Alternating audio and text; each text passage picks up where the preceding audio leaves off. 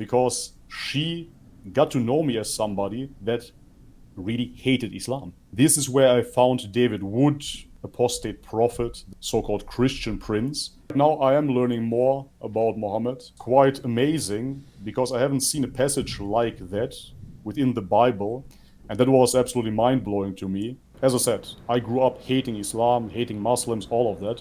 People are partying, people are drinking, they don't care, they're in their 30s, they still don't have kids. And he said, "What?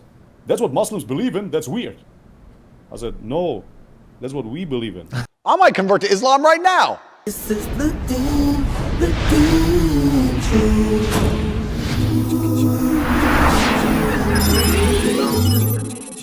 This is the Deen Show. This is the Deen Show. This is the Deen Show. This is the Deen Show. Bismillah, alhamdulillah, assalamu alaikum, greetings of peace. My next guest is a Macedonian Orthodox Christian. His family is from the Balkans. He was baptized from birth, grew up in Germany. His only experience with Islam was through seeing Muslims who didn't practice it properly. And there were some really bad examples of it, so that wasn't an option. He ended up traveling the world and was convinced that religion was just a bunch of cultural norms. He returned back to Europe and felt a deep yearning for God. He felt empty, abandoned, alone. So he returned back to Christianity. This is where it gets very interesting. He was invited to read the Quran by some Muslims. So he thought, yes, no problem. I'm going to read the enemy's book and find the devil in it. So let's find out what happens next with our guest, Bobby. How you doing, Bobby? Hey Eddie, I'm doing good. Thank you for having me. Thanks for accepting the invitation. Thank you very much. So did we do that introduction justice? Is that kind of the timeline? I would say so, man. That was a fantastic summary. Couldn't have done it any better myself in my own video. So tell me, you this video is very, very interesting. So tell us what happens from there now. People are excited to know. So you're like, okay, I'm going to read the enemy's book and find the devil in it. Did you find the devil in it? Yeah, as I said in my own video, I really tried hard to find the devil within, but I couldn't find it at all, because how could I in a book that worships God first and foremost? So for that, I would really have to go through mental gymnastics to somehow convince myself that this is a devil's book. Of course, I understand, however, that from a Christian Orthodox perspective, the faith is based on the crucifixion and the rising of Christ. Obviously, therefore, from that standpoint, you will see the devil written all over the book. However, as I said in my video already, innately, I had humongous issues with the Trinity to begin with. And this is when I read the Quran, it just clicked right away. Now, you also talk about having been influenced by some of the leading Islamophobes that are out there. They kind of pumped you up also. Can you talk about this? Absolutely, man. Should I go back and tell you about my experience with Muslims, or should I just talk about the Islamophobes? Both. Both, okay. So in order for the viewers to really understand, as Eddie said, yes, my parents are from Macedonia. I grew up in Germany. In Macedonia, the last conflict that we had with the Albanians, which are Muslims, that was in 2001. I was roughly 14 years by that time. And this is what I've been taught. Those Muslims want to attack us. They want to take away our country. They hate Christianity. And to be fair, there were incidences where the Albanians shot fire on churches. So there were incidences like that. For me, that confirmed it, of course. And I said, well, the Muslims hate us. So therefore, why would I ever look into Islam to begin with? They were always the enemies. And this is what I've been fed. In Germany, as I said in my video as well, all I've seen is a lot of criminality when it comes down to Muslim youths. Not saying that everybody was criminal, of course, but in my surroundings, where I grew up, many of them were involved in all kinds of criminality, dealing drugs, prostitution even, etc., you name it. So therefore I got an even worse image of Islam. When I found back to Christian Orthodoxy, because this is what I've been baptized with, I got really into the Christian worldview, and with that, of course, Christian apologetics. And this is where I found David Wood. I looked slightly into people like apostate prophet, this is how he wants to call himself, or a so-called Christian prince. And those people were very, very vocal about Islam. Essentially, they didn't talk much about Christianity to begin with. They talked a lot about Islam and how bad it was. And first, I just sat back and said, wow, I'm confirmed in my faith. That's absolutely right what they're saying. Obviously, that's my experience with Muslims as well. And this confirms why they are the way that they are. This is why they are criminals, I even said. Because their religion is violent. Obviously, David Wood showed it. This was really my perspective. Honestly, Eddie, I have to say, and I'm going on a little tangent here, but for my wife, it is the most surprising that I now read the Quran, because she got to know me as somebody that really hated Islam. I didn't just dislike Islam, Eddie. I hated it with a vengeance. Yes. Why do you think it is that you have these people who talk more about Islam instead of their own faith? I mean, obviously, like with oh so many counter movements, it appears that those people don't have too much going for themselves or are not too convinced of their own ideology. Otherwise, they wouldn't have to attack others' ideologies. That's how I see it.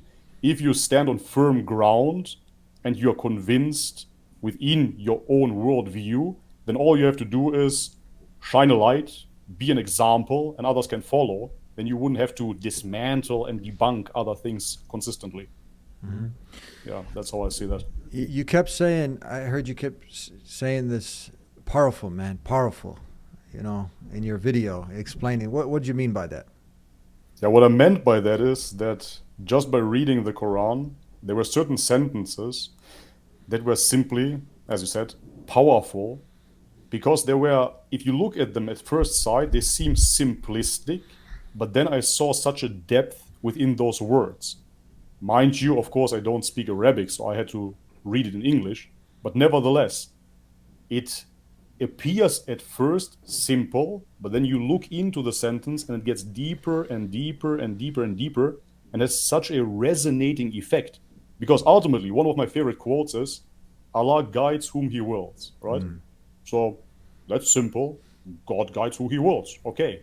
But if you really look into it, first you could assume God guides who he wills to the religion. Sure. But if you further dig deep into it, at least that's what I did, that's how I perceive it, I see that it holds true in every aspect of life. Because God truly guides whomever he wills, how he wills. Right now, you're in America, you're a host of a show, I'm sitting here in France, somebody else is in Africa. He guides whomever he wills in the ways that he wills. So it's just this funneling down effect, which is beautiful about this book. You also talk about when you opened the Quran and you saw in the English, obviously, Bismillahir Rahmanir Rahim, that's in the Arabic, the original language, which the Quran has been preserved in. But in English, it would say, in the name of God, the most gracious, the most merciful. And you talk about being fascinated with this. Can you elaborate on that? Yes, it's, as I said, for most Muslims, this is probably just common sense, and they're wondering what I'm talking about, because this is how they learned their religion, I assume. But for me, it was quite amazing, because I haven't seen a passage like that within the Bible where the text, the verse, the surah, starts with glorifying God. So in itself, again, pretty commonsensical, you would assume that this is how you should write within a holy book, but I've never seen anything like it. And then I proceeded reading, and I noticed that pretty much every surah starts like that. First, there is worship given to the Creator, and then it proceeds with the story. And that was absolutely mind-blowing to me. As I said before, simple but powerful, yet again. I have nothing like that in the Bible. Not to mock the Bible, yet again. I have to say that the Bible, if anything, is much more of a collection of different books, and there's a lot of wisdom within. But the structure of the Quran, I would say, was probably the most fascinating subject to me. Because the message, I got it after 2 or 3 surahs, to be honest. The oneness of God. The structure itself, how it builds up, there is something that I still quite haven't fathomed yet. When I say simplistic, don't get me wrong as well, because I think that it is much deeper than I can comprehend right now. And every time we talk, it's just this glimpse in time. So now you're talking to me. Tomorrow I might have a different perspective on the whole subject. In 2 years' time, I might have a totally different perspective on the subject. I believe that it's way deeper than I can even understand right now. Yeah, that was one of the things that you said that it was the message was just very clear. Yeah, absolutely. The message is very clear, and moreover, Eddie, that was so shocking to me because, as I said, I grew up hating Islam, hating Muslims, all of that. And therefore, the last thing that I would have thought about is that Islam is the religion of the oneness of God. So yet again, I understand for Muslims out there, this is crazy because they know that Islam is a monotheistic religion that is about the oneness of God. But for me, I thought it's about everything else but that. I thought it might be about wearing a hijab. It might be about the jihad. Maybe it's about not eating pork. But not about the oneness of God. Because when I went for my travels, it was 2014. I left Germany behind and I went for an epic adventure, if you will, because I couldn't live in Europe any longer. I had many troubles in Europe. I never felt at home in Germany. And so I left and I went for an absolute adventure into the Amazon rainforest, where I ultimately met up with the shamans, which are so-called medicine men of the Amazonian jungle in Peru and in Colombia. And I drank their native psychedelic brew ayahuasca. So this is a brew that you ingest and then you go on a vision quest, if you will. So you will have visions whilst consuming that. Even there, I experienced the oneness of God.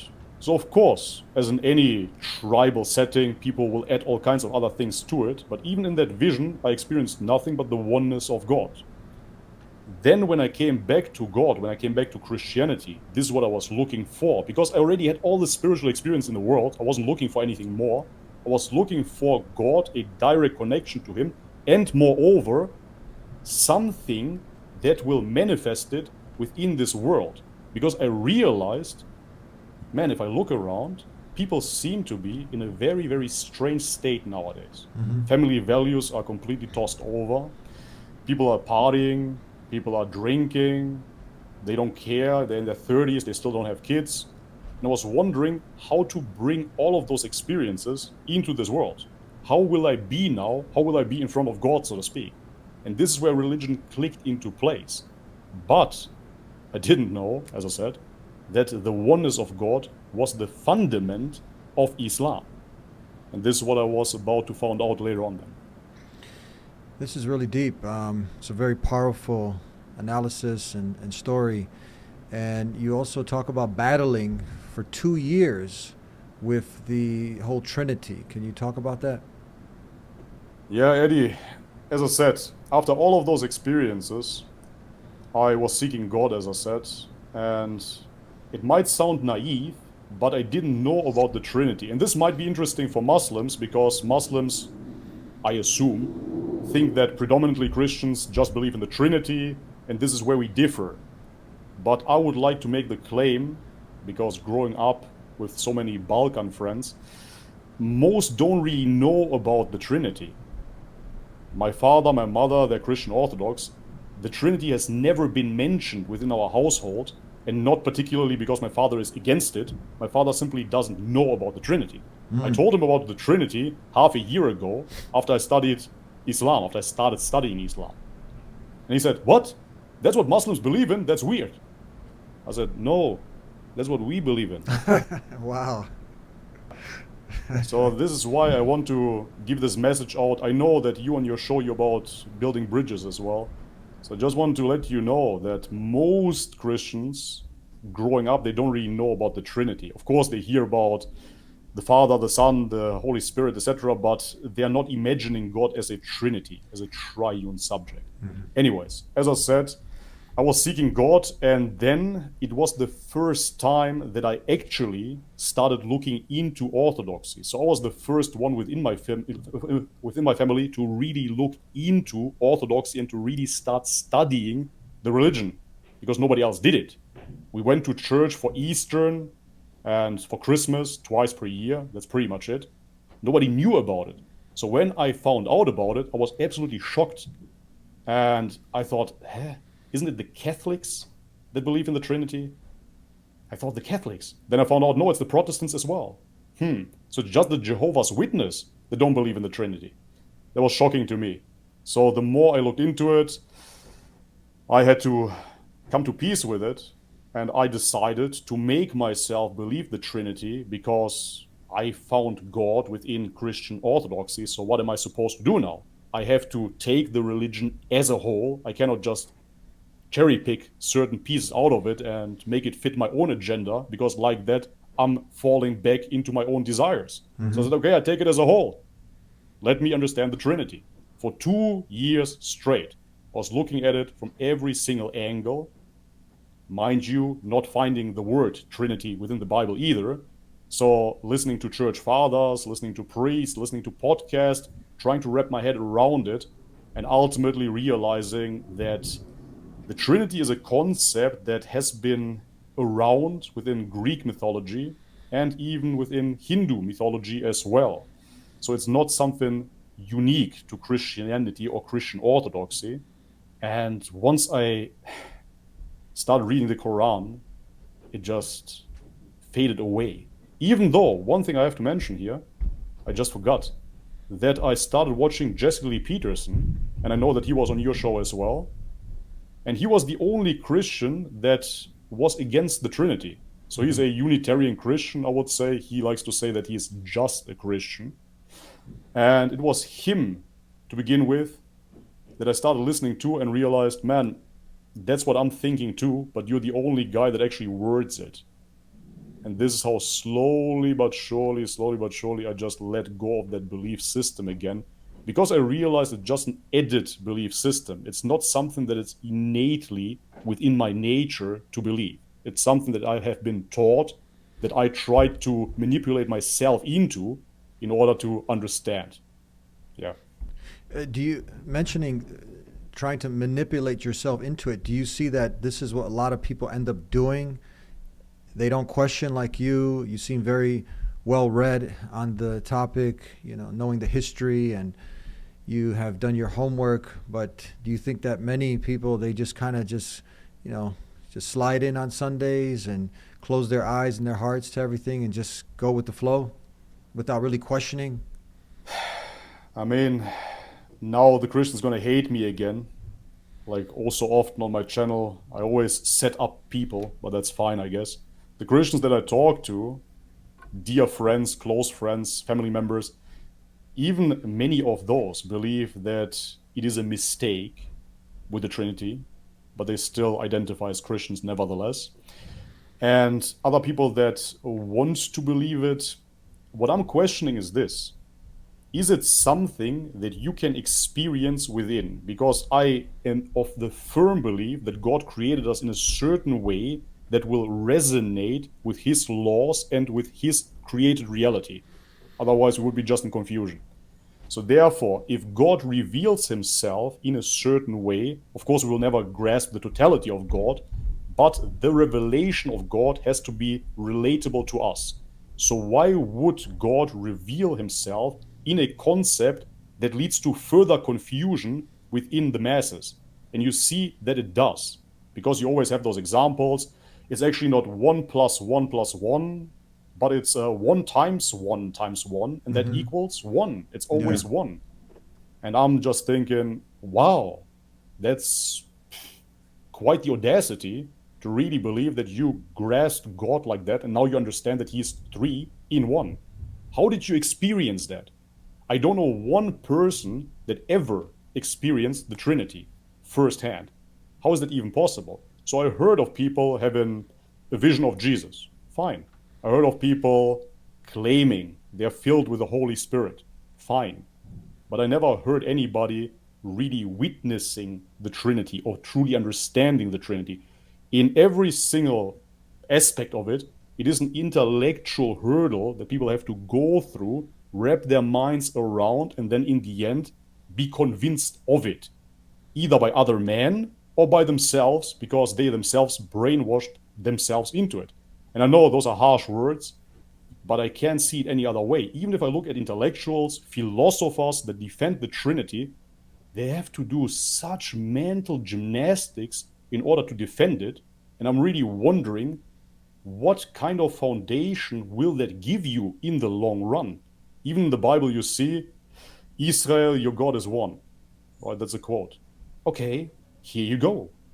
So what else do you need now? Why now do you have to conceptualize a Trinity within a unity? Oh no, God is a multiplicity and not just a simple oneness. Okay, then he can be 4 or 5 as well. He can be 6 and he can be 1,000. Where do you end? Why is just the Father, the Holy Spirit, and the Son part of it? Why not all the other prophets then? That's what I'm wondering about. How about the angel Gabriel? How about all of that? Let's just all put it together and make it an octagon. Could be too. Yeah. How about when it comes to the topic of Jesus in the Quran? You know, many Christians don't know that we, as Muslims, we love Jesus. He's one of the mightiest messengers. Just like Abraham, Moses, God sent these messengers to call people to the worship of one and only one God, to worship the Creator alone and not his creation. So when you came to the story of Jesus, his miraculous birth, a whole chapter named after his blessed mother, Miriam, what kind of effect, what were your thoughts on this, and what kind of effect did it have on you? That, I have to say, wasn't whilst reading the Quran, but prior to that, talking to Muslims, because I didn't know, obviously, like most, that Jesus is part of Islam at all, that Jesus is part of the religion. And yeah, once I found out about that, it was at first very, very surprising to me because, as I said, I grew up hating Muslims yet again. I have to say that here. And I believe that they hate Jesus and that they hate everything that has to do with Christianity. I thought they simply follow a guy called Muhammad. That's how I said it back in the day. So you thought before that Muslims hated Jesus? Absolutely, Wow. 100%. Yes. And then when I found out about the verses about Jesus, I thought, yeah, well, but they don't want to accept him as the Son of God, and therefore they still hate him because they want to love him as something else, something that they want him to be, which he's not, because he's obviously the Son of God. That's how I saw that. Tell me now, you talk about God is not the author of confusion. You also mentioned this. Was there less confusion going into this concept of what we call the Tawheed, the pure monotheism of Islam, the purpose of life while we're here, the moral code, the blueprint for life, everything's kind of just laid out. The more you're studying it, it's like it leaves less to guesswork. Absolutely, man. It's quite amazing because, as I said, first and foremost, I didn't know that Islam is the religion of oneness, the religion of the oneness of God.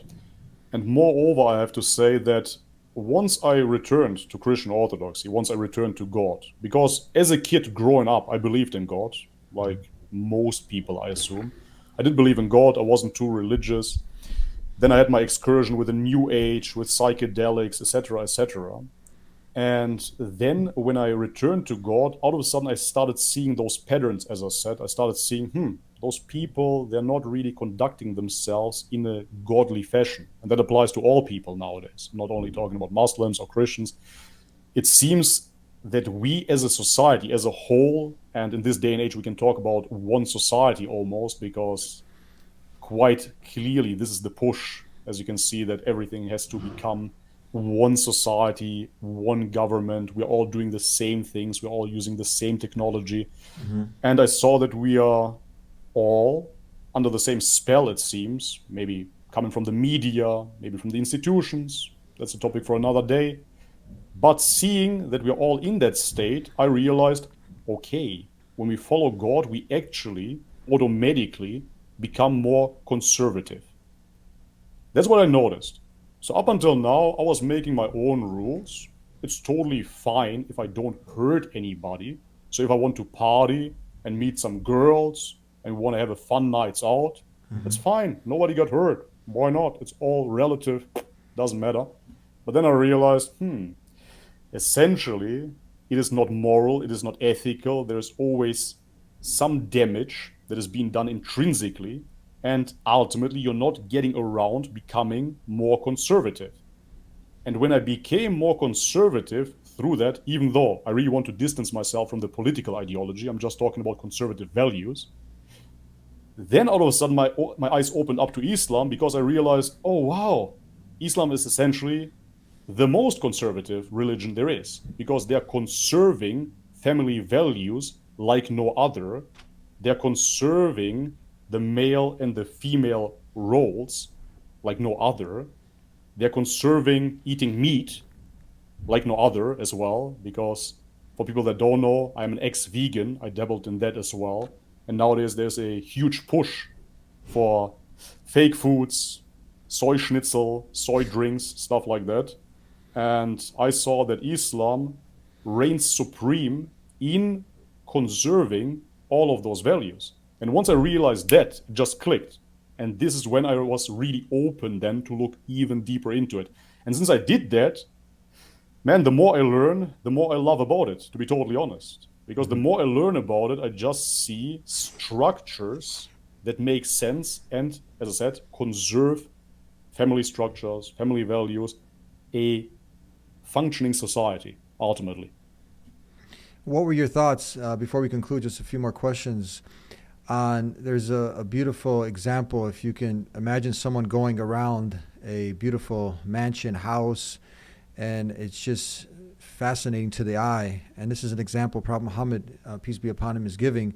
And then the people are like, but there's one brick missing in this house. He said that I am that brick, so they see the whole house is finished, but there's just one brick missing. And the house is beautiful. It's fascinating, but then just that one is like standing out. So he said, I'm that brick. I am the final messenger sent to mankind. What was your experience now when you start to learn about from the past and now what you're learning about Prophet Muhammad? That is yet again, Eddie, I have to repeat myself 10,000 times. I have to say powerful, first and foremost. I love this analogy. Very interesting. Right now, I'm... Have you heard this hadith? I haven't. I hear it for the very first time. It's very powerful yet again. I like the analogy. Right now, I am learning more about Muhammad. And ultimately, it makes sense, of course, listening to it. It adds up. For me, reading the Quran, it simply seemed like a clarification. Like a clarification of the confusion that was spread beforehand. But as I said already, one of my favorite quotes is, Allah guides who He wills. So I think that ultimately, if you want to realize it as a clarification, you want to understand it as a clarification, it will clarify many, many things in your mind and will put you at ease. But if you don't, that's up to you. God will let you do that too.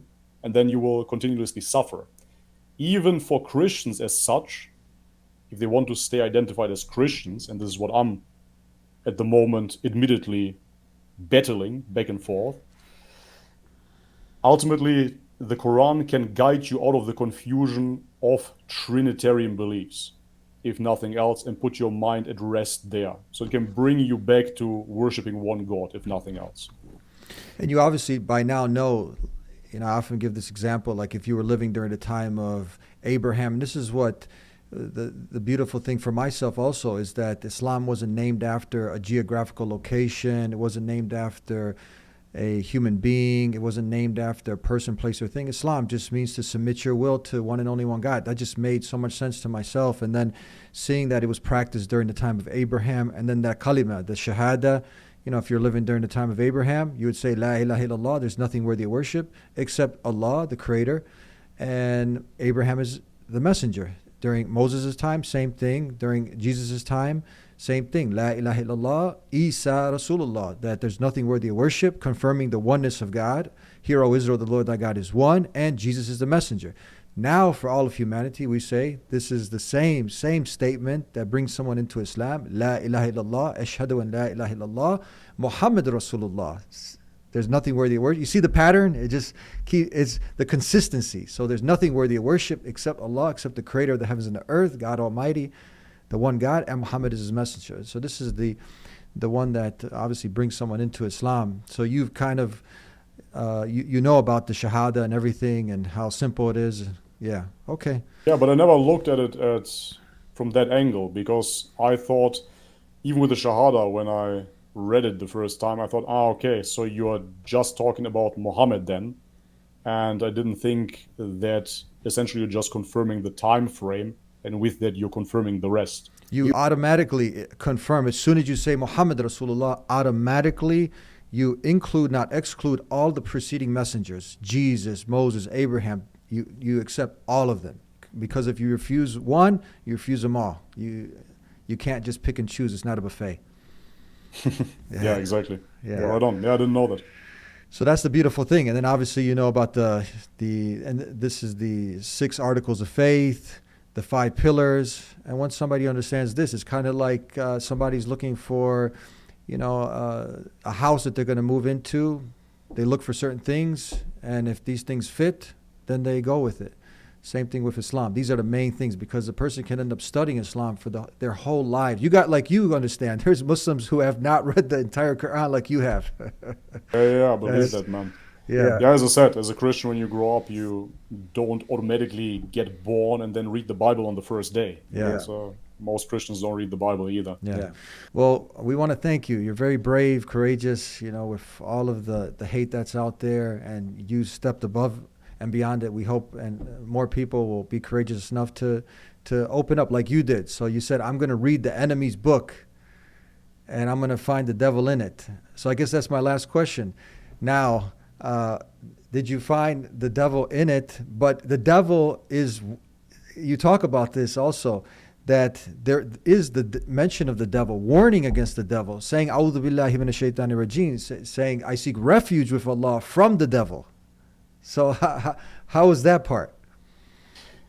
I want to say that anybody that wants to claim that the Quran is of the devil, and I encountered plenty of them in the comment section, just read it yourself and go from there, man. The book glorifies God pretty much on every page and warns of the devil. That's basically it in a nutshell. Of course, there's much more depth to it, as I said, but the main message you cannot mistake. So if that somehow sounds like devil worship to you, I don't think anybody can help you then. So then I have to refer again to Allah guides who He wills. So we'd love nothing more, and we don't ever, I know you're on your journey in that, but we love nothing more to have you come into the house of peace, right? To come into Islam and to embrace us, to all to embrace you as a community of close to 2 billion all over. And I hope, inshallah, God willing. Do you ever travel to Bosnia? Never, brother. I would really, really love to visit. I have been to Croatia, Serbia, Bulgaria, Macedonia, Greece, Turkey even, but never to Bosnia. I would really love to visit. Inshallah, we could reach out next time I go there, see if we can get you down, be our guest. And I'm Cool. sure I'm headed down this summer again, so in a month or two. I'm sure a lot of Bosnians will also watch this, and they'll reach out to you, and you might even be there before I get there. That would be awesome. Yeah. So thank you very much for taking the time to be with us on the show and sharing your experience of a Christian who read the Quran and looked to find the devil in it, but found a lot more things besides that. Thank you very much, Eddie. Hvala. Follow. Thank you. You speak Macedonians? Do they speak? Pričam i srpski. Znam i srpski ili bosanski, to je sve isto. It's the same, yeah. Very nice. Yeah. I speak whatever you want to call it. Serbo-Croatian, Bulgarian, Macedonian. I speak pretty much all of those languages. Very nice. May God bless you. Thank you so much for God bless you being too. with us. Thank you so much. All right. Thank you. And that was Bobby, an Orthodox Christian who said, I'm going to read the Quran to find the devil in it. And look what happened. So what would happen to you now? Why don't you do the same thing? And I'm going to make it easy for you. I'm going to make you an offer that you can't refuse. I'm going to give you a gift. And that gift is called the Quran. Translated into English, because the original is in the Arabic. And I'm going to go ahead and ship it to you. So go ahead and visit us at TheDeenShow.com to get your free copy of the Quran, to see for yourself what is Bobby talking about as an Orthodox Christian. He read the Quran and you saw what he had to say. Let's see what you have to say. And after you read the Quran, go ahead and send us your reaction to it by video or by email, preferably by video. Let's like to get your reaction after reading it. Send it to us so we can share it out there and let other people also benefit, so we can go ahead and get more people to really come to know the truth for what it is and Islam for what it is. And you can go ahead and get the right information from the source. Go to the Quran itself instead of listening to many of the people out there like our guest was. He was listening to the top Islamophobes in the country, and he went to the Quran himself, and you see what he had to say. So I want to thank you, Bobby, for being with us here on The Deen Show and sharing your experiences. And I want to thank you all, and we'll see you next time. Subscribe so you don't miss out on up-and-coming shows, and we'll see you next time. Until then, peace be with you. All right, thank you guys for watching The Deen Show. Hope you enjoyed. Don't forget to like this video, subscribe so you don't miss out on future episodes, and you can check out one of our shows right here and one of our shows right here, and support us on our Patreon. We'll see you next time. Peace be with you. Assalamu alaikum.